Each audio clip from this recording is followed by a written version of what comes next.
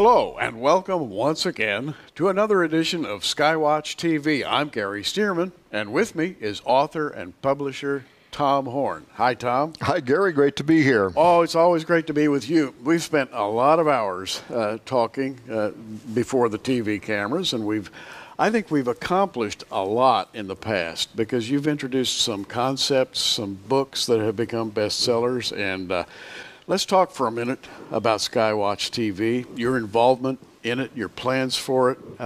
What do you plan to see coming out of SkyWatch TV? Well, I think we'll keep doing what we have done. As you know, Gary, the Lord seemed to have given us kind of a distinct type ministry. We kind of do what nobody else out there does. You know, I pastored for 25 years. You're a pastor too, so you know that was the kind of a job that might have driven me towards retirement, right? Yes. And that's really what I was planning to do. I had retired. I had served as an executive in a large evangelical institution, and I had done well enough financially for a while that I thought, I'm just going to move to Missouri and get on a little farm and have some animals and c'est la vie, to the world. But the Lord wouldn't let me do that. But I always had some interests. Some things that I was curious about when I was a pastor. Now I'm talking about things like supernaturalism. Are there angels and demons really? What are aliens? Is that just another version of demons? Is that something else? Is it all just, fictional stories, things that people make up, and all kinds of other things? Atlantis, was there any such thing? Astrobiology. So what I decided to do in my retirement was to start this little newsletter that then turned into a website that then eventually became known as Raiders News Update. And if people go to RaidersNewsUpdate.com on any given day, they'll see that we're still doing that same thing. We kind of ask the questions that other people are not asking. But what's important, Gary, is that we keep all of this in a real strict biblical worldview. That at the end of the day, we're fishing for men. Yes. Anything from New Agers to just curious young Christians that may not be getting answers in their local church. Yeah. And we're trying to find answers, but keep it in good biblical orthodoxy. What I hear you saying, Tom, is that you want to investigate some new subjects, but you want to stay in the realm of traditional gospel teaching, the idea that the Word of God is divinely inspired and perfect in its original autographs, the whole idea of the deity of the Lord Jesus Christ. In other words, the classic theological base, but moving out and exploring new subjects. And this is becoming really a kind of a hot topic in Christianity. I think of you as being on the cutting edge of it. There are subjects now that we as, I suppose, theologians, as those who are commissioned, if you will, to set forth the gospel of the Lord Jesus Christ, there are topics, just because of the changes in society, that we have to begin to address. And you've started to address some of them in your latest books. And I might add, you've borne a little criticism. People have accused you of straying too far from the gospel. And let's talk about that issue. Let's talk about what has changed in society, in science, in the government, in the direction of spirituality. A lot has changed, right? Absolutely. And again, I would suppose if somebody were to look at me, I've never had nobody say I've strayed from the gospel in the sense that I preach a different gospel. Yeah. But have I strayed from what I used to preach when I was a pastor? Well, sure I have. I'm in a completely different environment, in a different situation. I do television, I write books. If I were a pastor, then I would, by constraint of that responsibility, of course, I'd marry people and bury people, and I'd talk about how you live through today and have faith, and I'd talk about finances, and I'd talk about all the basic kind of getting by in life, right? How to have faith in a kind of a sometimes cruel world. But I have the benefit in the position that I'm in now to launch something like this new mothership called SkyWatch Television, in which we're going to have the opportunity to actually address some of the strange and the bizarre, but our theology will still be straight up Western evangelical theology. We still believe in the virgin birth of Christ. We believe in his ascension, his death, burial, and resurrection. Yes. We believe that only in him. This is something that a lot of the modern denominations are doubting now. That's right. Maybe we can get to God in all kinds of ways. No, we still believe there's only one way under heaven whereby men can be saved, and that's in Christ Jesus the Lord. So our theology is old-fashioned, if you will, but our willingness to talk about subject matter that other people might not touch with a 10-foot pole, that's what sets us apart. For instance, you know, this last year, and again here in more recent days, people are hearing strange noises all over the world. Yes. And even scientists and some of the, you know, like the Army Corps of Engineers are scratching their head. They're trying to figure out, what is this hum? Or what is this sound? Almost sounds like trumpets underground. Yeah. Some of it sounds like the clanking of metal. And when I've read some of the descriptions, even on secular websites, I've sat back and a couple times the hairs just kind of stood up on the back of my neck, because I've thought, are these the angels, both fallen and unfallen, warming up for a battle that was described in the book of Revelation? Is that it? Well, maybe I have an overreaching imagination, right? But still, it's a contemporary issue. And if I'm asking those questions as an old guy that's been around for a long time, I imagine young people in churches are asking the same questions. And here's really what I want SkyWatch Television to do. I want it to stand in the gap, because if the church, at least in some setting, this being one of them, if the church is not answering people's questions, then they go outside of the church. Sometimes they're winding up in really dark places on the internet, and because somebody in a new age or some other even occultic blog or website is talking about the subject that they went to Google about, because they're not getting answers from the church, and they wind up in places where we don't want them to be. So what I would say is pastors ought to pastor. University theologians ought to be teaching theologian. But what we do, theology, what we do at Raiders News Update and SkyWatch Television is we go where no man has gone before. Indeed. And we provide answers to those other questions that people might be asking. Always fun talking with Tom Horn of Raiders News Network and other enterprises. He is an author. He's written books like Exo Vaticanus, Zenith 2016. And here I want to talk about some subjects that maybe people are uneasy about. Let's talk about some black projects in the government. You write about DARPA all the time. What is DARPA? DARPA is the Defense Advanced Research Projects Agency, the acronym DARPA. And it's one of the major, probably one of the most well-known, actually, agencies in the government that dole out taxpayer-funded revenue for specific kinds of projects. People might see right now where Google, for instance, has driverless cars, drone cars, robotic cars, and they're driving around all by themselves, right? People have seen them all throughout the United States. But that began some years ago with DARPA issuing a challenge for who the first companies might be that could create a car that would drive without a pilot and win a race through the Mexican-American outback. And the first year, none of the cars hardly made it off the starting line. By the second or third year, half the cars had made it to the finish line, and some of them at fantastic speeds, piloting themselves. Well, that was one of their accomplishments. Now, however, what a lot of people don't know is that DARPA also has an interest in things like super soldier technology. They have an interest in genetic modification.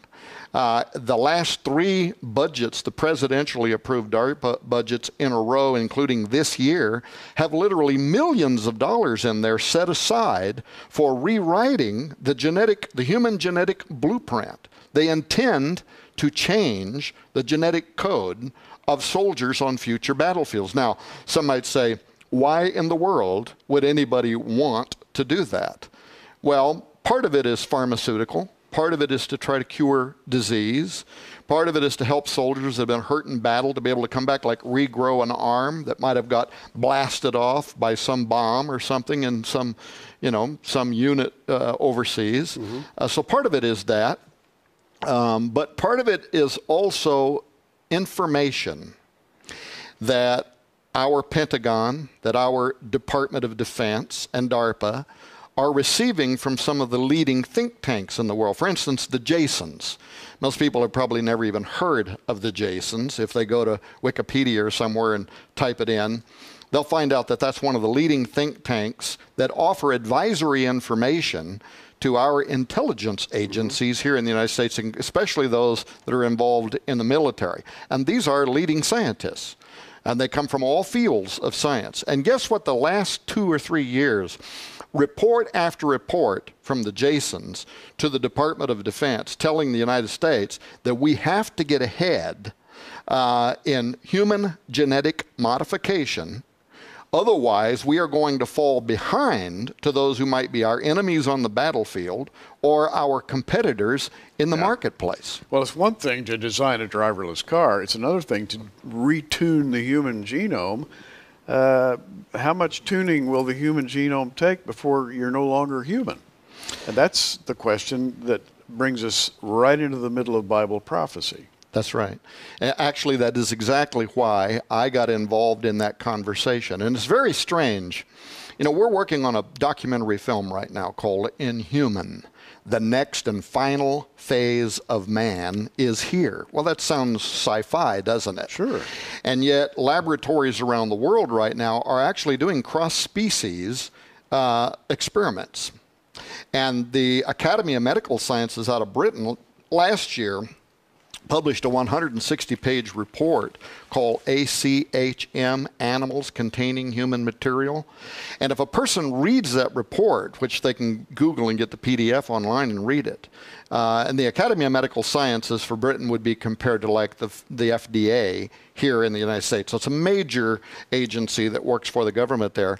But if you read that report, it'll blow your mind, where they are alleging that there are literally thousands of laboratories around the world that are flying under the radar, that are doing advanced experiments with human and animal integration, literally creating chimeras, right, out of Egyptian history. Well, I want to read a verse from the Bible, and in the context of what you're saying right now, I want you to comment on Daniel chapter 11, verse 38, and it's speaking about the Antichrist. But in his estate shall he honor the God of forces, and a God whom his fathers knew not shall he honor with gold, silver, and precious stones, and pleasant things. Thus shall he do in the most strongholds with a strange God. Now, here's the Antichrist. He's wielding power, supernatural power, with a strange God. And as we read about him in Revelation, there are strange things about him physically. He has a deadly wound, which is healed. We don't know how it's healed, but we know that when he comes back to life, he's somewhat different than your normal human being. And maybe the Antichrist is the outgrowth of some of these things you're talking about. Oh, I've thought exactly that, and actually we could go into theories even about the mark of the beast and how the mark of the beast, his system, could be introduced as a result of genetics gone wrong.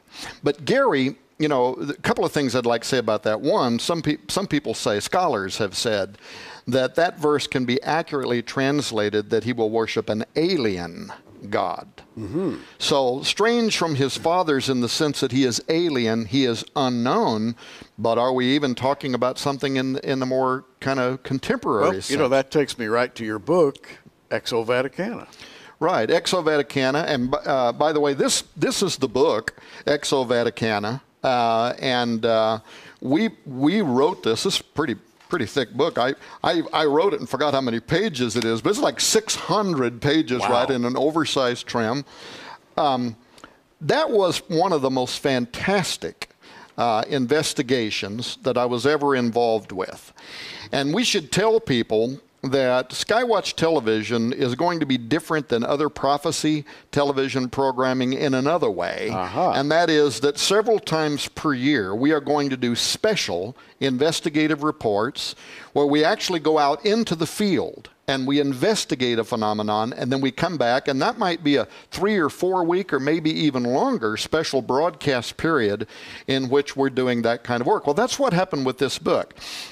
We became curious about why the Vatican was changing a lot of its terminology around the subject of aliens and why they were going out of their way, having top astronomers for the Vatican out there talking about how they'd like to baptize an alien, right, and how we would accept these as our brothers. And we were curious as to why suddenly this tone was kind of coming out of the Vatican. So we set up going to Mount Graham in southeastern Arizona, which is where, on the top of that mountain, that's where the Vatican's Astronomical Technology Telescope, their big advanced telescope, is located. And we set it up so that we could go to the top of that mountain last year, meet with the Jesuits up there that run that for the Vatican. While we were there, there's 2 other telescopes up there that we looked at, a radioscope, and then the large binocular telescope, which is the largest of its kind in the world, but it's inside that facility where they also have what's called the Lucifer device, and that's actually the acronym, the LUCIFER device, which is a device that uses infrared technology so that it can look deeper into space, and most people might understand this, therefore further back into time. And we wanted to know, what were they doing on that mountain? Why that mountain? Why that one in particular? There's a lot in the book about the political arguments and fights and everything it took for them to get up there. Why were they so stuck on that mountain? That remained kind of a mystery to us until we came down off of the mountain and we started talking to the Apache Indian tribe and the other indigenous people that had filed lawsuits to try to keep Rome from going up onto the top of that mountain. We wanted to know why they were against it. Now, our presumption was incorrect. I had thought, for instance, that it's holy ground, right? They were here before us. Yeah. Their fathers and mothers had lived there, ate off the mountain, died on the mountain, or buried on the mountain. That wasn't the issue.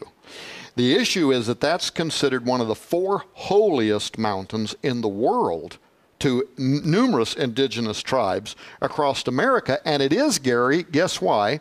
Because they consider that mountain to be a portal, a doorway, a gateway that can open through which things come.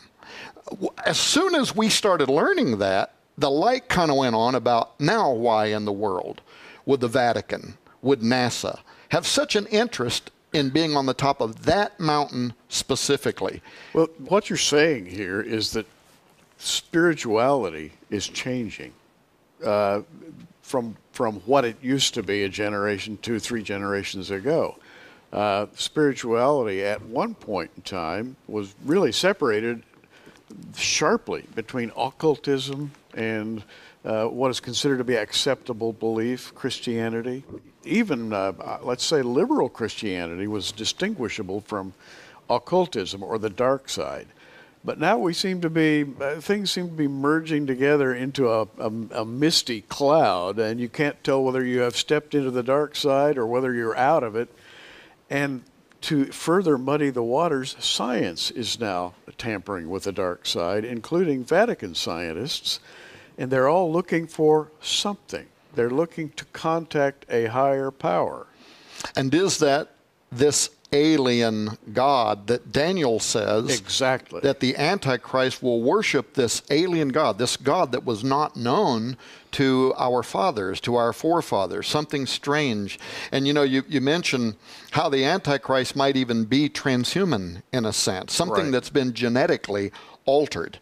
And you know, the further we move forward into science, the more we begin to see how in very real, tangible, and even terrifying ways, much of what the prophets wrote about could come to pass in our day, in our era. Jesus said to his disciples in Matthew 24:37, as it was in the days of Noah, so shall it also be at the time of his coming. Well, what was happening in the days of Noah? Above anything else, right, genetic manipulation. Absolutely. Altering God's creation. Now, fast forward to 2014, we're going into 2015, and for the first time since the time of the Great Flood, we have set forward to intentionally, genetically alter all of creation. We're doing it with animals, we're doing it with plants, genetically modified foods. We're just a giant experimental bed right now, by the way. Yes, we're eating genetically modified products, we're contaminating the atmosphere, and we don't really know what the effect on that is, the long-term effect on that is going to be regarding our health. But bringing it back to DARPA and the Pentagon, I mean, they also say we're going to take this to the next level. What we've been doing with genetically modified crops and genetically modified animals, we are going to do with genetically modified humans. And they're saying we're going to do that because we have to. Basically, that's the argument. We must do it because our competitors are doing it, according to these intelligence think tanks, and we cannot let them get ahead of us. The Jasons say we risk falling irreparably, unrecoverably behind in this new arms race. They actually coined the language like an arms race, like in the same way that the old Soviet Union did, and I think the new Soviet Union is poised to do again, enter into this buildup of nuclear arms against the United States for supremacy. Well, the Jasons are saying that's exactly what we are entering into now. They're actually calling it the hybrid age. The new industrial age is the hybrid age. Except instead of building better tank building equipment in factories, we're going to build better humans in factories, and they're going to fight our wars for us. Which raises the question, where does this fall in Bible prophecy? And are we talking about something that is illegal in the eyes of God, that is tampering with the human genome? If so, we have entered into a sharply defined evil era. A line has to be drawn at some point beyond which you've really stepped into a world from which you cannot return. I believe that, yeah. I believe that, Gary. I think it's, first of all, it's an insult to God's creative genius. You know, I often tongue-in-cheek say, what did God know about this or that we don't know besides a lot, right? Yes. And if God put barriers between the species, which he did, and he ordered that each kind reproduce only after its own kind, and in the book of Leviticus even created laws where if people tried to imitate procreating with an animal, in the Old Testament, they were to be put to death. So it was this very strict code that was placed around creation.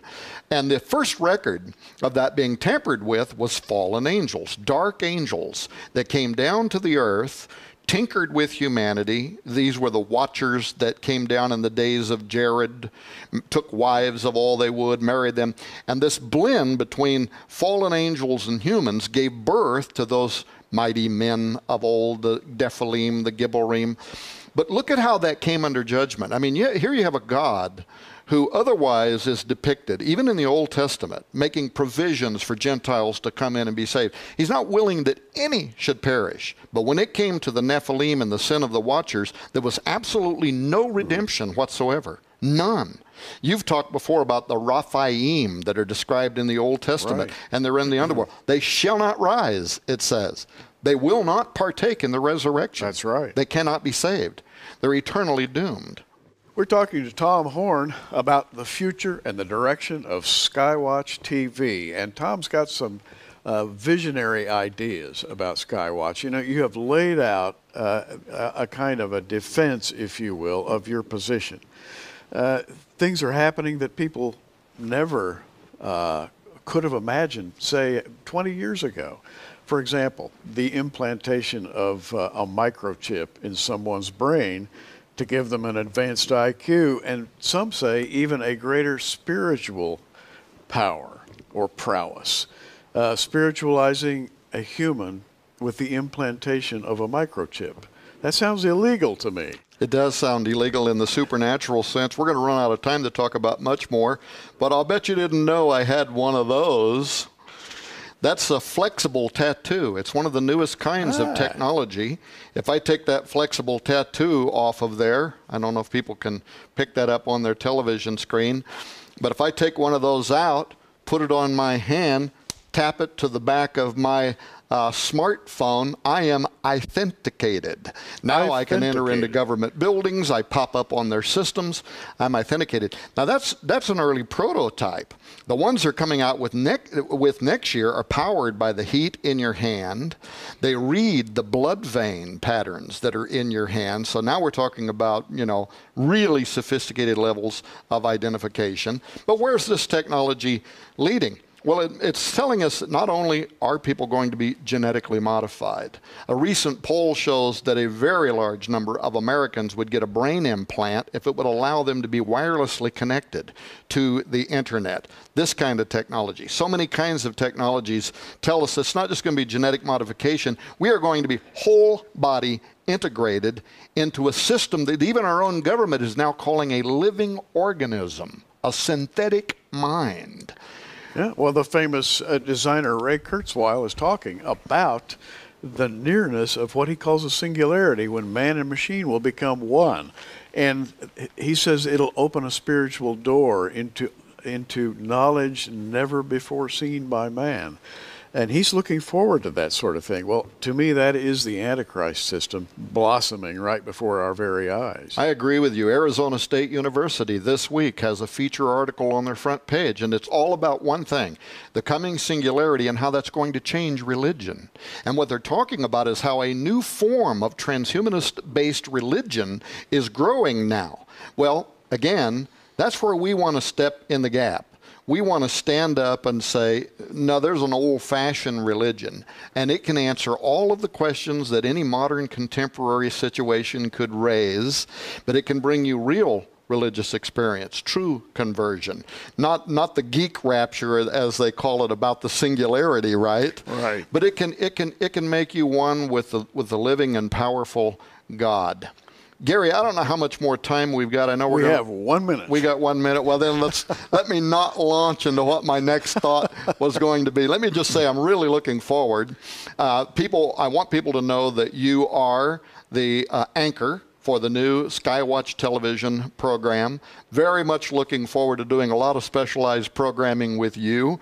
We will also have other guests that will come in that are experts in their field. And one final thing, we're also working on 2 prophecy conferences, which we hope to host in 2015. Today we were actually looking at one of the facilities where we would bring leaders from around the world in various cutting-edge topics. Of course, I would be there, you would be there. A lot more information coming about that soon. You've been listening to Tom Horn, and I consider Tom to be a classic defender of the faith in the new world that he's been talking about. It's not your father's or your grandfather's world, spiritually speaking. I'm Gary Stearman for SkyWatch Television, along with Tom Horn. Hey, keep watching.